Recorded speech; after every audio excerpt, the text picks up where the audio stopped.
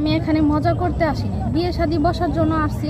কেউ যদি আমাকে পছন্দ করে থাকেন ভাইয়াদের সাথে কথা বলবেন, আমার সাথে কেউ মজা করবেন না। আর আমি একটা ধরা গেলে অসহায়, একদম ইতিম, যার বাবা নাই সেই বুঝে, সেই একটা মেয়ে বুঝে যে কতটা অসহায় সেই। সম্মানিত দর্শক, আসসালামু আলাইকুম। জীবনের গল্প অনুষ্ঠানে আপনাদেরকে স্বাগত। আমাদের ক্যামেরার সামনে সেই মিষ্টি কিউট একটি আপু আসছে, শুনবো তার জীবনের গল্প। আসসালামু আলাইকুম আপু। ওয়ালাইকুম আসসালাম। আপু তোমার নাম? আমার নাম হচ্ছে ফারজানা আক্তার দীপা। ফারজানা আক্তার দীপা। আপু তোমার দেশের বাড়ি? রংপুর লালমনিরহাট। রংপুর লালমনিরহাট। রংপুরের মেয়েরা আসলে অনেক স্বামী ভক্ত হয়। আসলে আপু জানি না সে কিরকম, আমি দেখছি সে অনেকটাই ভালো, অনেকটা ভালো। আপু তোমার ফ্যামিলিতে কে আছে আপু? আমার বাবা নাই, মা আছে আর ছোট একটা ভাই আছে। তাই, আচ্ছা।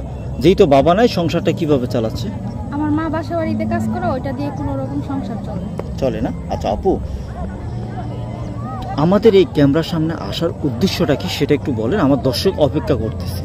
আমি এখানে আসার উদ্দেশ্য হচ্ছে আমি ভালো একটা মনের মানুষ চাচ্ছি, যে আমি তার সাথে মরার আগ পর্যন্ত থাকতে পারবো, তার সেবা যত্ন করতে পারবো, আর সে যেন আমাকে একটু ভালোবাসা দিতে পারে, এতটাই। মানুষ তো আজকাল আপু, মানুষ আজকাল তো টাকা চায়, পয়সা চায়, তুমি কেন ভালোবাসা চাইছো? কারণ আমি গরিব ঘরের সন্তান। ভালোবাসা মানুষের হয়তোবা টাকা পয়সার অভাবে লাত্তি চোদই খাইতে খাইতে ভালোবাসাও পাইনি, টাকাও পাইনি। আমার জীবনে আমি কিছুই পাইনি। তা আমি সেই ক্ষেত্রে টাকা পয়সার আমার দরকার নেই, আমি চাই ভালো একটা মনের মানুষ। ভালো একটা মনের মানুষ। আসলে আপু, সেই মানুষটি যদি, যেহেতু তুমি গরিব ঘরের সন্তান, সেই মানুষটি যদি হয়তোবা প্রবাসে থাকে, তার ওয়াইফ পরকিয়া করে অন্য কারোর সাথে চলে গেছে, এই ধরনের কোনো ব্যক্তি যদি তোমাকে হয়তো পছন্দ করে, আমার এখানে হয়তো যোগাযোগ করে, সেই ক্ষেত্রে কি তুমি বিয়ের সাথে বসবে নাকি? হ্যাঁ, তাহলে তো ওই ছেলের কোনো দোষ নাই, তাই না?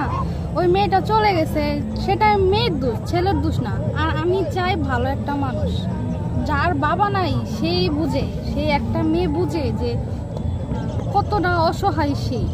তাই আসলে সে একজন অসহায়। আসলে দীপা, যা হয়তো আপনারা এই ভিডিওতে দেখতে পাচ্ছেন, আসলে যার বাবা নাই সে অনেকটাই আসলে কষ্ট, কারণ তার দেওয়ার মতো কোনো লোক থাকে না। একজন মা কাম করে তাকে যা পারে তাই খাওয়ায়, কিন্তু তার থেকে ভালো কিছু খেতে পারে না। তাই সে টাকা পয়সা চায় না, চায় শুধু ভালো একজন মানুষ। কারণ টাকা পয়সা দিয়ে কি হবে? আচ্ছা আপু, এখন তোমার সাথে কিভাবে যোগাযোগ করবে?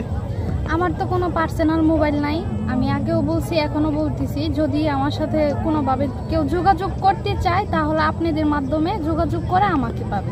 তাই দর্শক, আপনারা শুনছেন দীপার জীবনের গল্প। দীপাকে যদি আপনাদের ভালো লাগে, অবশ্যই লাইক কমেন্ট শেয়ার করে দিবেন। আর আপু, এখন দর্শকের উদ্দেশ্যে কিছু বলার আছে? আমি শুধু বলবো যে আমি এখানে মজা করতে আসিনি, বিয়ে শাদী বসার জন্য আসছি। কেউ যদি আমাকে পছন্দ করে থাকেন ভাইয়াদের সাথে কথা বলবেন, আমার সাথে কেউ মজা করবেন না। আর আমি একটা ধরা গেলে অসহায়, একদম ইতিম, আমার বাবা নাই, আমি বুঝি কষ্ট কি জিনিস। তো আমি ছোট থেকে অনেক মানুষের অনেক কথা শুনছি। আমি চাই না যে আমি এখানে আসছি আপনাদের সাথে কিছু কথা বলছি, আমার জীবনে কিছু কথা আপনাদের মাঝে তুলে ধরছি। এখন বিয়ে শাদী বসার জন্য এখানে আসছি, আপনারা আমার ইমোশনাল নিয়ে খেলা করবেন, আমি এইটা চাই না। আমি চাই জীবন সঙ্গী, যার সাথে আমি মরার আগ পর্যন্ত থাকতে পারবো। দর্শক, আপনারা শুনছেন দীপার জীবনের গল্প। দীপাকে যদি আপনাদের ভালো লাগে, দীপাকে যদি আপনি দায়িত্ব নিতে চান, তার একটা স্ক্রিনশট মেরে এই নাম্বারে ইমো আছে, হোয়াটসঅ্যাপ আছে, পাঠিয়ে দিবেন। আমরাই আপনাদের সাথে যোগাযোগ করব, অযথা কোনো ভাই কল দিবে না। যদি দীপার দায়িত্ব নিতে চান, তাহলে তার একটা স্ক্রিনশট মারে তারপরে আমাদেরকে কল দিবেন। ভালো থাকবেন, সুস্থ থাকবেন, আল্লাহ হাফেজ।